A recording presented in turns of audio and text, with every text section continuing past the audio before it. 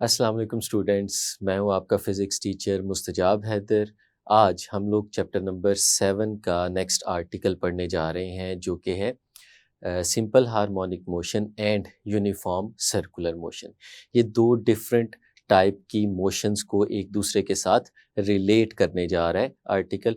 तो बड़ा ही interesting article होने वाला है। तो चलें इसको स्टार्ट करते हैं। तो स्टूडेंट स्टार्ट करते हैं सिंपल हार्मोनिक मोशन और यूनिफॉर्म सर्कुलर मोशन को।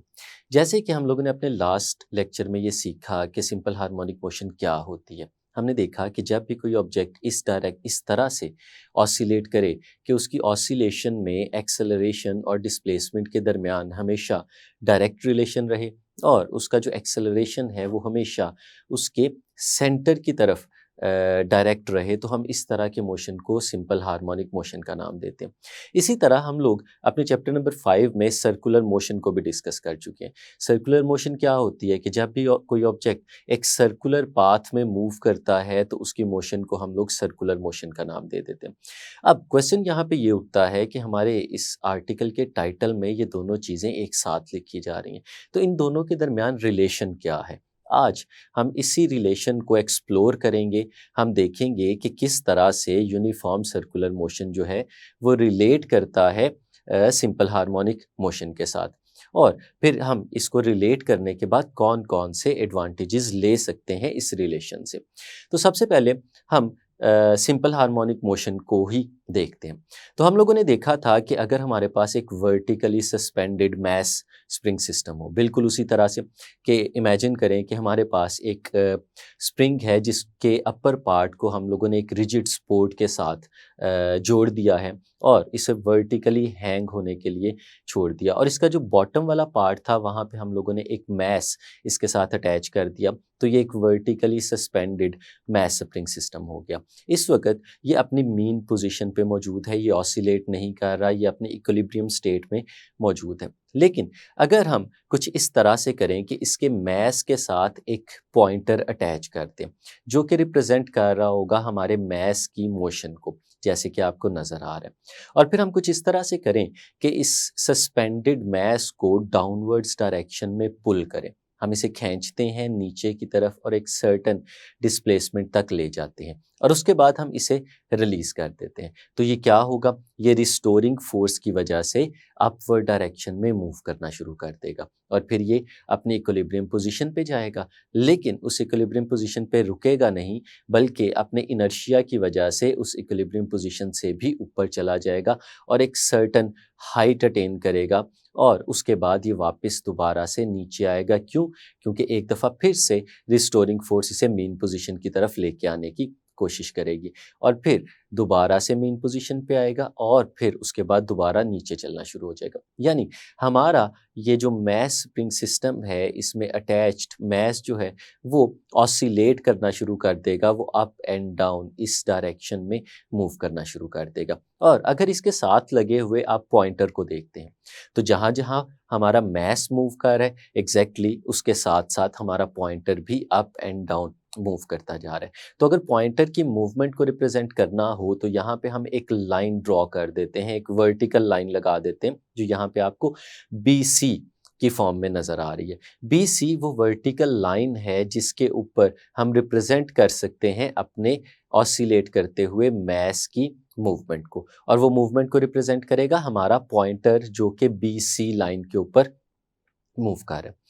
तो स्टूडेंट्स कंसीडर करें हमने जब इसे रिलीज़ किया था तो ये अपवर्ड डायरेक्शन में मूव कर रहा था, और जब ये अपने इक्विलिब्रियम पोजीशन पे पहुंचा जिसको हम लोगों ने यहाँ पे ए के साथ रिप्रेजेंट किया हुआ है, और उस जगह पे हमने इसकी रीडिंग को नोट करना शुरू किया, तो क्या होगा, हमारा ये मैस अपवर्ड डायरेक्शन में जाएगा, ए से मूव करते करते अपवर्ड पॉइंट बी तक जाएगा और फिर बी से वापस नीचे की तरफ मूव करना शुरू करेगा, ए पे आएगा और फिर ए से मूव करते करते वापस नीचे आएगा जिसको हम लोगों ने पॉइंट सी का नाम दिया हुआ है, सी तक, और फिर सी से वापस इसकी अपवर्ड डायरेक्शन में मोशन स्टार्ट हो जाएगी और ये दोबारा ए तक पहुंच जाएगा और फिर ये इसी तरह से कंटिन्यू करता रहेगा। तो हमें पता है कि जब ये ऑब्जेक्ट ऑसिलेट कर रहा है तो ऑसिलेट करते हुए ऑब्जेक्ट के साथ एसोसिएटेड कुछ टर्म्स भी होती हैं, जिनमें से एक टर्म है time period. Time period students वो टाइम होता है, वो वक्त होता है जिस वक्त में हमारा ऑसिलेट करता हुआ कोई ऑब्जेक्ट अपनी एक ऑसिलेशन को कंप्लीट करता है। तो जिस तरह से हमने ये देखा कि हमारा ये मैस ए से हमने इसे रिकॉर्ड करना शुरू किया, ए से बी पे गया, बी से वापस ए पे आया और ए से दोबारा नीचे सी पे गया और सी से वापस ए पे पहुंच गया। तो जब उसने अपना ये एक जो लूप था उसे कंप्लीट कर लिया तो हम कहते हैं कि उसकी एक वाइब्रेशन कंप्लीट हो गई। और फिर इस एक वाइब्रेशन को कंप्लीट करने में जितना उसे टाइम लगा, उस टाइम को हम लोग टाइम पीरियड का नाम देते हैं। यानी ए से ऊपर जाए और फिर वापस नीचे सी तक आए और सी से फिर वापस ए तक आ जाए, यानी अपना एक राउंड ट्रिप कंप्लीट कर ले, तो जो उसको टाइम लगेगा उस राउंड ट्रिप को कंप्लीट करने में, हम उसे टाइम पीरियड का नाम देते हैं और उस टाइम पीरियड को हम लोग कैपिटल टी के साथ रिप्रेजेंट करते हैं। अब अगर हम लोग इस टाइम पीरियड को इस पॉइंटर की पोजीशन के साथ रिलेट करें तो हम लोग क्या कह सकते हैं कि टाइम पीरियड को कैपिटल टी के साथ रिप्रेजेंट करें। अगर हमारा ये पॉइंटर इस वक्त स्टार्टिंग पे मेन पोजीशन इक्विलिब्रियम पोजीशन पे मौजूद है, यानी ए पे मौजूद है हमारी लाइन में, तो इस वक्त हम लोग कह सकते हैं कि हमारा जो टाइम है वो ज़ीरो है, क्योंकि इस वक्त हमने अपनी रिकॉर्डिंग को स्टार्ट किया है, हम टाइम को रिकॉर्ड करना शुरू करें। हमारा जब ये ऑब्जेक्ट मैस मूव करते करते ऊपर की तरफ जाएगा और हमारा पॉइंटर मूव करते करते पॉइंट बी तक पहुंच जाएगा, तो हम लोग देखते हैं कि ये उसने अपने पूरे राउंड ट्रिप का क्वार्टर हिस्सा तय कर लिया, यानी उसने एक चौथाई हिस्सा यहाँ तक कवर कर लिया है अपनी एक कंप्लीट वाइब्रेशन का। तो फिर इसको जो टाइम रिक्वायर्ड होगा यहाँ तक आने में, वो हम बड़ी आसानी से कह सकते हैं कि हमारे टोटल टाइम का 1/4 टाइम इसे रिक्वायर्ड होगा यहाँ तक आने में। तो हम लोग कह सकते हैं कि जब हमारा रिकॉर्डेड टाइम 0 से कैपिटल T/4 यानी टाइम पीरियड का 1/4 हो जाए, तो उस वक्त हमारा पॉइंटर पोजीशन पे मौजूद होगा, जो कि पोजीशन हम लोगों ने यहाँ पे बी का नाम दिया हुआ है। और फिर जब वो वापस बी से नीचे की तरफ आना शुरू करेगा और पॉइंट ए पे पहुंचेगा, तो यहाँ तक आने में जो उसे टाइम चाहिए होगा वो उसके टाइम पीरियड का हाफ होगा, यानी T/2 होगा। और फिर जब वो नीचे आएगा और नीचे पहुंचेगा पॉइंट सी पे, तो यहाँ तक आने में जो उसे टाइम रिक्वायर्ड होगा वो उसके टाइम पीरियड का 3/4 होगा, यानी 3T/4। और फिर जब वो सी से वापस अपनी मेन पोजीशन पे पहुंच जाएगा तो उसने अपनी एक रोटेशन को कंप्लीट कर लिया। तो रोटेशन को कंप्लीट करने के लिए जो उसको टाइम यहाँ पे चाहिए वो टाइम कैपिटल टी यानी उसके टाइम पीरियड के बराबर हो जाएगा। यानी ये जो हमें 3 पॉइंट्स नज़र आ रहे हैं, हम इन पॉइंट्स पे बता सकते हैं कि हमारा पॉइंटर कब कब मौजूद होगा विद रिस्पेक्ट टू टाइम। तो हमने कहा कि जब वो बी पे होगा तो इसका मतलब है कि उसने T/4 टाइम यूज़ कर लिया है अपनी टाइम पीरियड का। और जब वो ए पे वापस आता है तो टाइम पीरियड का हाफ यानी T/2, और जब वो नीचे चला जाता है पॉइंट सी पे तो 3T/4, और जब वापस ए पे पहुंचता है तो टाइम पीरियड कंप्लीट हो जाता है। तो ये हम लोगों ने अपने इस मैस स्प्रिंग सिस्टम की मैस की मोशन को पॉइंटर के साथ रिलेट करके देख लिया कि टाइम पीरियड के अकॉर्डिंगली वो किस तरह से चेंज हो रही है। अब इसी चीज़ को हम रिलेट करने के लिए एक सर्कुलर पाथ कंसीडर करते हैं। लेट्स सपोज हमारे पास एक सर्कुलर पाथ है और उस सर्कुलर पाथ का जो रेडियस है वो हमारे पास x0 के बराबर है। और x0 क्या है? अगर हम इसे रिलेट करें अपने अभी डिस्कस किए हुए पार्ट के साथ, तो हम कहते हैं a से लेके सी तक या ए से लेके बी तक, ये हमारे पास x0 है जो हमारे ऑसिलेट करते हुए ऑब्जेक्ट का मैक्सिमम डिस्प्लेसमेंट है, जिसे हम एम्पलीट्यूड का भी नाम देते हैं। तो हम एक ऐसा सर्कुलर पाथ कंसीडर कर लेते हैं जिस सर्कुलर पाथ का रेडियस हमारे ऑसिलेट करते हुए ऑब्जेक्ट के एम्पलीट्यूड के बराबर है, और उसे हम लोग उस सर्कुलर पाथ को यहाँ पे प्लेस करते हैं और पैरेलल लाइंस के दरमियान प्लेस करते हैं। जैसे कि आपको फिगर में नज़र आ रहा है कि हमारे पास जो लाइन थी जिसे हमने बी सी का नाम दिया हुआ था, एग्जैक्टली उस लाइन के बराबर डायामीटर का हम एक सर्कुलर पाथ ले रहे हैं जो कि डी ई के साथ रिप्रेजेंट हुआ है। डी ई डायामीटर है हमारे सर्कुलर पाथ का, जो सर्कुलर पाथ हम लोगों ने यहाँ पे कंसीडर किया जिसका रेडियस हमारे ऑसिलेट करते हुए मैस स्प्रिंग सिस्टम के एम्पलीट्यूड के बराबर है, एक्स नॉट है। अब इस सर्कुलर पाथ में लेट्स सपोज हमारा एक पॉइंट मूव कर रहा है, और जो पॉइंट मूव कर रहा है वो यूनिफॉर्म एंगुलर फ्रीक्वेंसी के साथ मूव कर रहा है। ये बड़ी इंपॉर्टेंट चीज़ है स्टूडेंट्स, आपको पता होना चाहिए कि यहाँ पे जो मूवमेंट है वो यूनिफॉर्म एंगुलर फ्रीक्वेंसी के साथ है, या आप इसे ऐसे भी कह सकते हैं कि ये हमारा जो पॉइंट यहाँ पे मूव करेगा इस सर्कुलर पाथ में, इसकी जो एंगुलर वेलोसिटी है, जो एंगुलर स्पीड है, वो एंगुलर स्पीड हमेशा कांस्टेंट रहने वाली है। तो इस केस में हम लोग इसे देखते हैं कि हमारा लेट्स सपोज जब टाइम बिल्कुल ज़ीरो था, तो हमारा जो पॉइंट है जिसे हम लोगों ने पी के साथ रिप्रेजेंट किया है, वो पॉइंट हमारे पास जहाँ पे हमारा ऑसिलेट करते हुए मैस स्प्रिंग सिस्टम का इक्विलिब्रियम पॉइंट था ए, बिल्कुल उसके पैरेलल उसी जगह पे मौजूद है। और फिर जैसे जैसे टाइम गुजरता जाता है वैसे वैसे वो इस सर्कुलर पाथ में मूव करता जाता है। तो जब ये मूव करेगा तो मूव करते करते ये जाएगा पॉइंट डी पे, और डी से फिर रोटेट करते करते ई पे आएगा, और ये एक सर्कुलर पाथ के अंदर इस तरह से मूव करता रहेगा जैसे कि आपको फिगर के अंदर नज़र आ रहा है। तो इसकी मोशन को अगर हम लोग रिलेट करना चाहते हैं सिंपल हार्मोनिक मोशन के साथ, तो एक चीज़ हमें कंसीडर करनी पड़ेगी। वो कंसिडरेशन क्या है? वो ये चीज़ है कि हमारा जो ऑब्जेक्ट रोटेट कर रहा है, हमारा ये जो पॉइंट रोटेट कर रहा है, इस रोटेट करते हुए पॉइंट का जो टाइम पीरियड है वो एग्जैक्टली सेम है जैसे कि हमारे ऑसिलेट करते हुए मैस स्प्रिंग सिस्टम का था। दोनों का टाइम पीरियड एग्जैक्टली सेम होना चाहिए। इसका क्या मतलब है? इसका मतलब है कि अगर इसके टाइम पीरियड को भी कैपिटल टी के साथ रिप्रेजेंट कर दिया जाए, तो अगर हमारा ये पॉइंट मूव करते करते ऊपर की तरफ जाता है और ओ से डी तक पहुंचता है, तो ये अगर पॉइंट हमारा ऊपर की तरफ मूव करता है तो O1 से D तक जाता है। तो इस कर्व्ड पाथ में O1 से D तक जाने में उसे जितना टाइम लगा है वो एग्जैक्टली उतना होना चाहिए जितना हमारे ऑसिलेट करते हुए ऑब्जेक्ट को अपने पॉइंट A से B तक जाने में लगा था। और फिर जब ये सर्कुलर पाथ में मूव कर रहा है तो ये D से मूव करते करते फिर इक्विलिब्रियम पोजीशन तक आएगा। तो इक्विलिब्रियम पोजीशन तक आने में इसको जितना टाइम लग रहा है वो एग्जैक्टली उतना ही है जितना हमारे ऑसिलेट करते हुए ऑब्जेक्ट को बी से वापस ए तक आने में लगा था। और फिर जब ये मेन पोजीशन से मूव करते करते नीचे पॉइंट ई तक जाता है, तो वहां तक आने में भी उसको एग्जैक्टली उतना टाइम लग रहा है जितना हमारे ऑसिलेट करते हुए ऑब्जेक्ट को ए से सी तक आने में लगा था। और फिर ई से वापस इसने O1 तक जाना है, तो जब O1 तक जाएगा तो एग्जैक्टली उतना ही टाइम लगेगा जितना हमारे ऑसिलेट करते हुए ऑब्जेक्ट को लगा था सी से ए तक जाने में। यानी हम लोग इसके पाथ को भी 4 इक्वल हिस्सों में डिवाइड कर सकते हैं। मेन पोजीशन से लेके डी तक, फिर डी से लेके दोबारा मेन पोजीशन तक, फिर मेन पोजीशन से लेके ई तक, और ई से वापस हमारी मेन पोजीशन तक। ये जो उसने एक सर्कुलर राउंड ट्रिप किया है, इस सर्कुलर राउंड ट्रिप में एग्जैक्ट उतना टाइम लगा जितना टाइम हमारे ऑसिलेट करते हुए मैस स्प्रिंग सिस्टम को लगा था।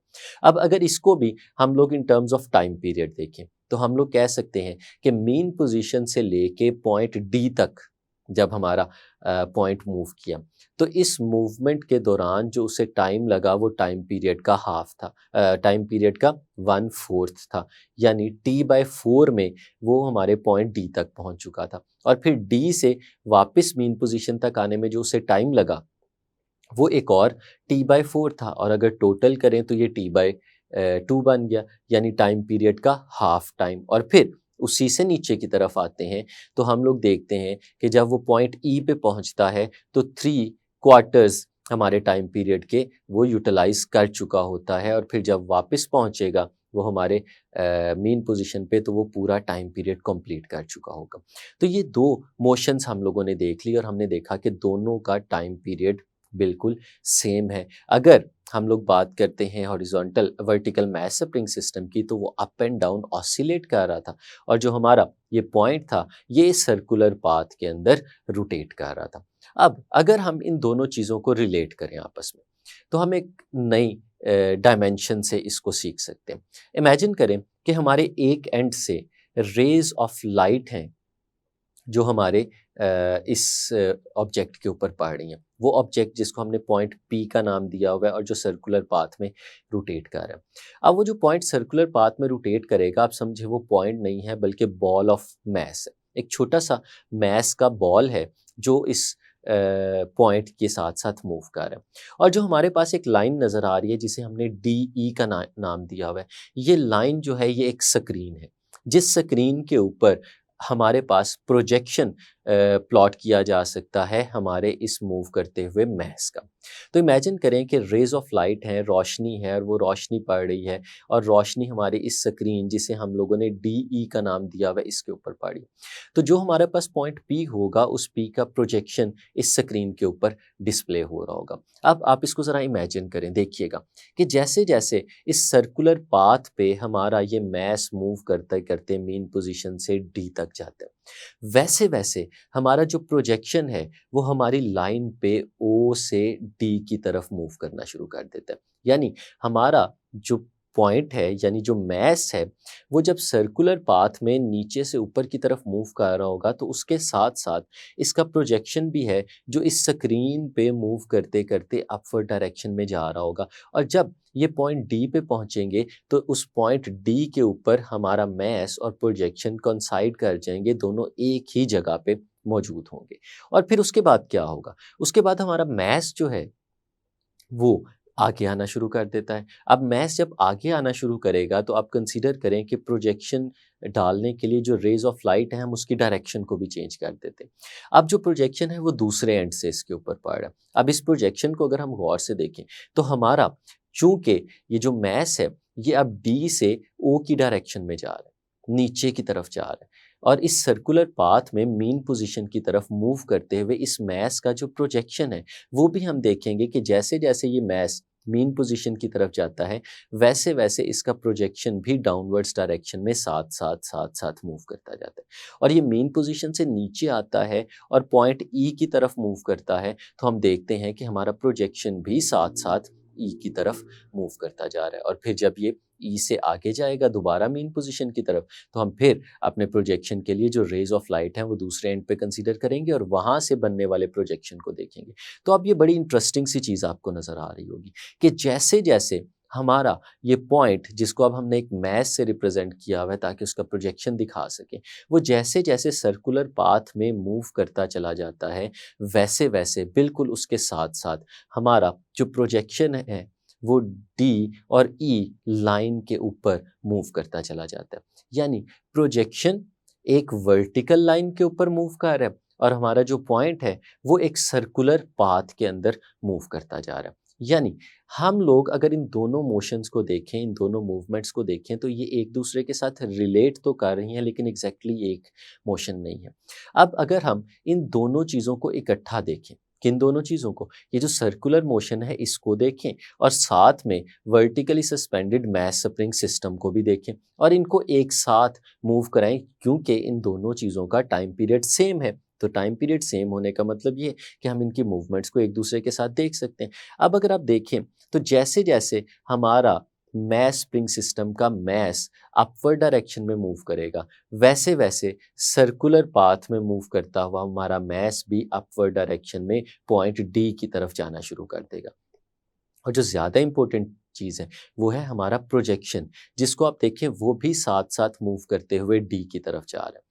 अब जब प्रोजेक्शन ऊपर की तरफ जा रहा है और जैसे ही हमारा मैस स्प्रिंग सिस्टम वाला मैस और हमारा ये सर्कुलर पाथ में मूव करता हुआ मैस दोनों अपनी एक्सट्रीम पोजीशंस पे पहुंचते हैं तो हम देखते हैं कि प्रोजेक्शन भी उनके साथ वहाँ पे पहुंच गए। और फिर जब ये दोनों नीचे की तरफ आते हैं हमारे सर्कुलर पाथ में मूव करता हुआ मैस भी नीचे आता है और हमारा जो vertically suspended mass spring system वाला मैस है वो भी जब नीचे की तरफ आता है तो उसके साथ साथ हमारा ये जो प्रोजेक्शन है ये भी नीचे की तरफ आता जाता है। अब अगर हम प्रोजेक्शन को एन के साथ रिप्रेजेंट कर दें और इस प्रोजेक्शन की मूवमेंट को देखें तो जब हम सर्कुलर पाथ में मूव करते हुए मैस के मूवमेंट को देखते हैं तो बिल्कुल उसके साथ ही हम इसकी मूवमेंट जो कि हमारा प्रोजेक्शन है इसकी मूवमेंट भी वर्टिकल लाइन के ऊपर देखते हैं। अब जो पॉइंटर हमारा vertical suspended mass spring system की मूवमेंट को रिकॉर्ड कर रहा था,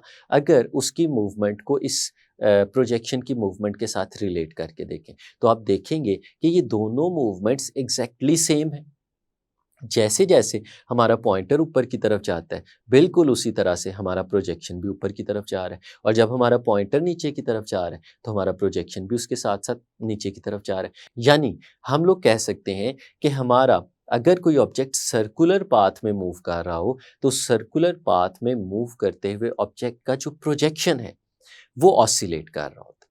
ये है वो फाइनल चीज़ जिसको हम यहाँ पे सीखना चाह रहे हैं कि ऑब्जेक्ट सर्कुलर पाथ में मूव करेगा और उसका प्रोजेक्शन जो है वो ऑसिलेट करेगा। यानी हम लोग अगर ऑसिलेशन को स्टडी करना चाहें तो हम उस ऑसिलेशन को एक ऐसे सर्कुलर पाथ में मूव करते हुए ऑब्जेक्ट के प्रोजेक्शन से स्टडी कर सकते हैं जिसके सर्कुलर पाथ की मूवमेंट जो है उसका टाइम पीरियड आपके ऑसिलेट करते हुए ऑब्जेक्ट के टाइम पीरियड से मैच कर रहा हो।